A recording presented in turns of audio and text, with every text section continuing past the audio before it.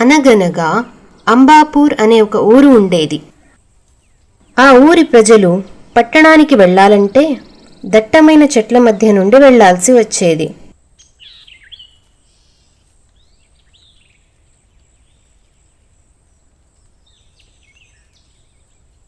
ఒకరోజు రాత్రి ఆ ఊరిలో ఉండే ఒక జంట పట్టణానికి బయలుదేరతారు.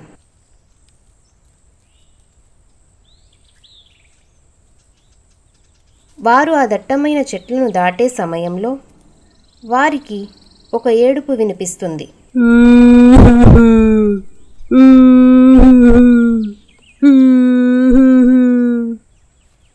వారు అటూ ఇటూ చూసి ఆ శబ్దం వచ్చే వైపు వెళ్తారు.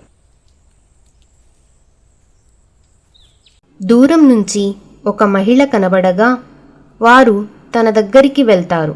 వారు దగ్గరికి వెళ్ళి చూసేసరికి ఆ మహిళ దయ్యం అని తెలుస్తుంది. ఆ దయ్యం చాలా భయంకరంగా మరియు గుండుతో ఉంటుంది.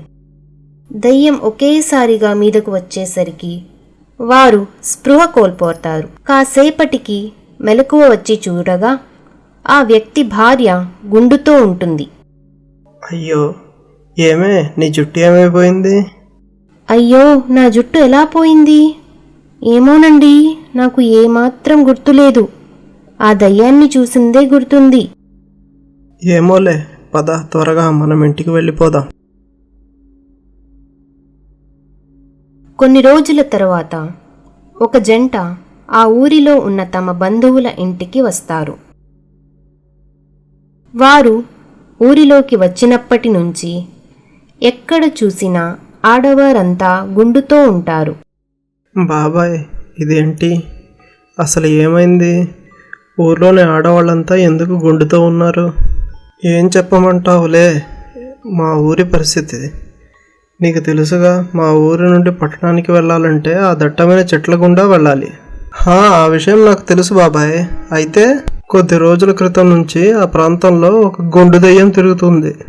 ఏంటి, గుండు దయ్యమా? నువ్వేం మాట్లాడుతున్నావు బాబాయ్? అసలు ఈ రోజుల్లో దయ్యాలేంటి? నేను చెప్పేది నిజం బాబు. ఆ దారి గుండా ఎవరైనా ఆడవాళ్ళు వెళితే వారిని దయ్యం భయపెట్టి వారిపై దాడి చేసి స్పృహ కోల్పోయేలా చేస్తుంది. ఆ తర్వాత స్పృహ వచ్చి లేచి చూసేసరికి జుట్టు లేకుండా పోతుంది. అవునా? ఇంకా దయ్యానికి భయపడి ఊర్లో మిగతా ఆడవాళ్ళు కూడా గుండు చేయించుకుంటున్నారు. వామ్మో, ఏవండి, నాకు గుండు చేయించుకోవడం అస్సలు ఇష్టం లేదు.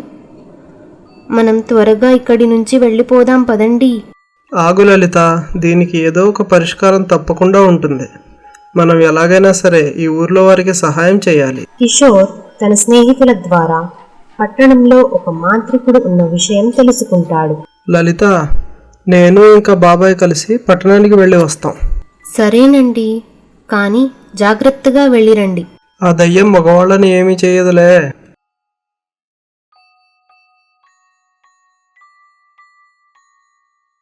ఏవండి, వెళ్ళిన పని ఏమైంది?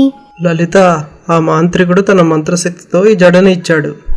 ఇది ఎలాగైనా సరే ఆ దయ్యం పట్టుకునేలా చేస్తే ఆ దయ్యం పని అయిపోయినట్టే. మరి దీనికి ఏమైనా ఉపాయం ఆలోచించారా? ఈ పని మనిద్దరం కలిసి చెయ్యాలి. నువ్వు ఆ జడని పెట్టుకో, మనిద్దరం కలిసి ఆ దట్టమైన చెట్ల మార్గంలోకి వెళ్దాం. ఆ దయ్యం మనల్ని ఖచ్చితంగా ఆపుతుంది. మనం దానికి భయపడినట్లు నమ్మించి అక్కడే పడిపోదాం. మిగిలిన పని ఆ దయ్యమే చేస్తుంది. లలిత ఇంకా కిషోర్ పథకం ప్రకారం బయలుదేరుతారు.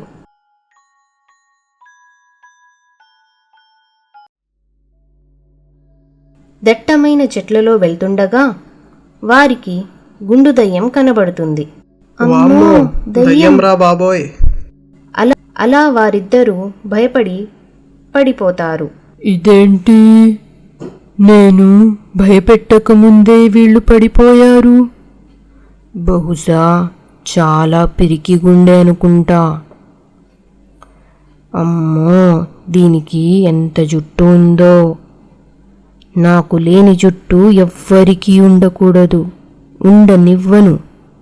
ఇప్పుడు చూడు నేను ఏం చేస్తానో. అలా అని ఆ గుండు దయ్యం లలిత జుట్టు కత్తిరించడానికి తన జడ పట్టుకుంటుంది. అలా పట్టుకోగానే ఆ దయ్యం జుట్టుకున్న మంత్రశక్తికి చనిపోతుంది. తరువాత లలిత ఇంకా కిషోర్ గ్రామస్తులను పిలిచి ఆ గుండు దయ్యం చనిపోయిందని చూపిస్తారు. అమ్మయ్యా, ఈ గుండు దయ్యం పీడ విరగడైపోయింది. నీకు చాలా చాలా ధన్యవాదాలు కిషోర్. అదే ఉందిలే బాబాయ్, నీకు సమస్య అయితే నేను ఊరుకుంటానా ఏంటి? సరే, మేము ఇక బయలుదేరుతాం. అలా అంటూ కిషోర్, లలిత కలిసి వారి ఊరికి వెళ్ళిపోతారు.